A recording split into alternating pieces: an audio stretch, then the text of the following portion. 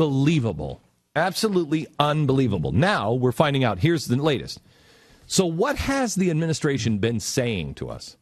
They have been saying that we don't leave any man behind. And we made a trade. We didn't negotiate. We just made a prisoner exchange, a prisoner swap. No, you didn't. You released those guys 5 days before we got our guy.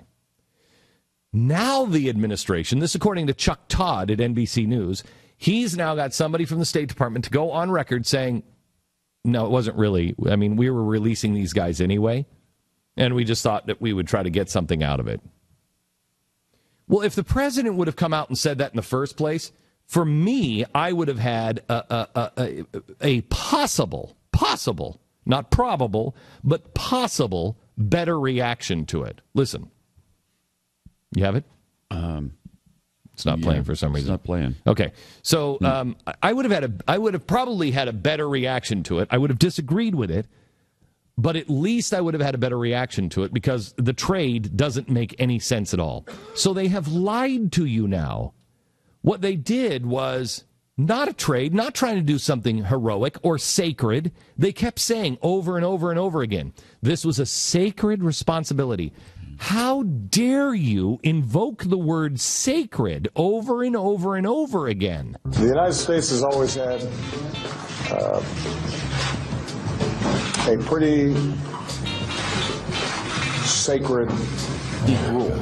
President Obama on a global stage this morning defending a sacred mission to return U.S. prisoners of war. We don't leave people behind. It's a sacred duty to bring them back. And there's a sacred bond with our men and women in uniform. Jeez. That is a sacred obligation. The president pushed back by saying he has a sacred trust. I think he actually said it very well, what I just heard, which is a sacred principle. We still have a sacred obligation to bring that person back. Right. Sacred. Sacred. Sacred. Sacred. Sacred. Sacred. We have a sacred obligation that we have upheld since the founding of our republic. We didn't have a sacred responsibility. That's not what we were doing. That's not what we were doing. We were releasing the Taliban guys and went, you know what, we might as well get something for it, so let's get that guy too.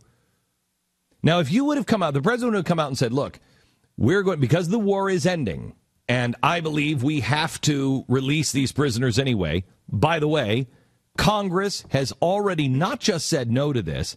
In 2011 was the last time the United States, when the president went to the Congress of the United States and said, hey, I want to start getting these guys out. 2011. So what happens? They say not only no, but the Democratic Congress passes a law to make it harder for him to do it. So after they do that, he has no more conversations with them. He has a responsibility now to go back and say, you have to, I want to release these people. You have to let me release them. Congress would have said no, so he just does it on his own. But then he says it's sacred. We did this for a sacred reason. He's lied to you, and Ambassador Rice has been the front person again. How many times are we going, well, I tell you, how many times? Well, not this time, but next time there are going to be some people that are going to be upset about it.